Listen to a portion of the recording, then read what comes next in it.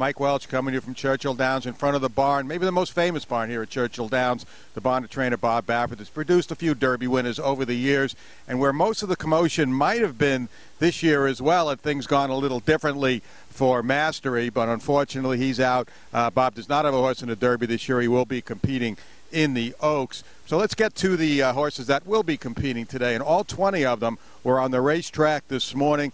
Again, starting early with Always Dreaming, the first Derby horse out on the track today, and he was still a handful for his exercise rider, Nick Bush, but he's got those draw reins on. He tested him early. It looked like he might be a little bit trouble, but credit Nick Bush for his riding skills. He got him to hand, and even though he was full of energy, looked like he was ready to explode all the way around, Always Dreaming had himself about a 1.5-mile gallop. Just makes you wonder, though, what's going to happen when those draw reins come off on Saturday, just how much of a handful he's going to be for Johnny V, both before and during this year's Derby. Gervin was the other Derby horse out early this morning, or one of the other two, along with Looking at Lee. First time I've gotten to see Gervin here on the track. He galloped about a mile with jockey Rosie Napravnik aboard. Wasn't moving real fluidly, I didn't think, especially when he came by the grandstand and around the clubhouse turn. I've never seen him go before. I'm not sure if this is normal or not for him, but first impression, just not a real fluid action from Gervin this morning. Also on the track early this morning, once again, was Paradise Woods, and boy, did she look just great. Her ears pricked, looks happy, she looks relaxed, but she looks strong, too. She was galloping at a 2-mile lick, but a very controlled 2-mile lick. Another great morning for Paradise Woods. I think she's going to take a lot of beating in this year's Derby. The Oaks Derby session, the rest of the gang were all out there. My number one star this morning was Taprit. I just thought Taprit looked fantastic again today. That great tail flowing as he went around with a great energy level, but a controlled energy level.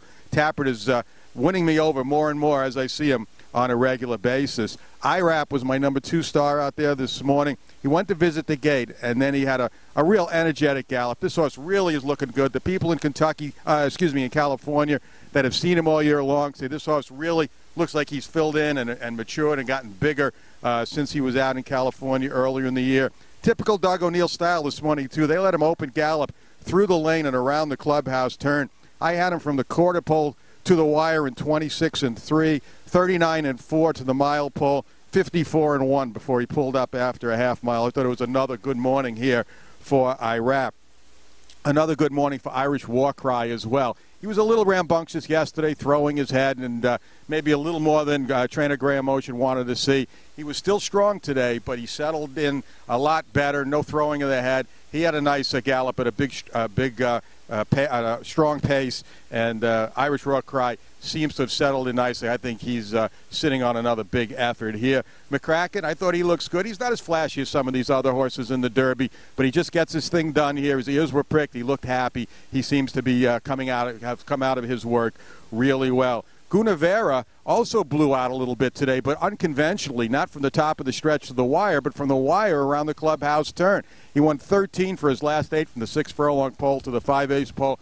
This is kind of conventional for him. He's done this back at Gulfstream Park West. I think he's done it more than once back there prior to a race. We'll see if he comes back, if trainer Antonio Santa will come back and use this tactic again tomorrow. A couple of horses that I thought looked good this morning were Gormley and Thunder Snow. Gormley, a much higher energy level today. Not a big horse, but he sure was full of himself this morning. Galloped 2 miles, galloped at a pretty good pace. Thunder Snow, I love the way this horse looks. He's really made a good impression on me, looks-wise. He was on his left lead all the way down the stretch, but that's probably just him.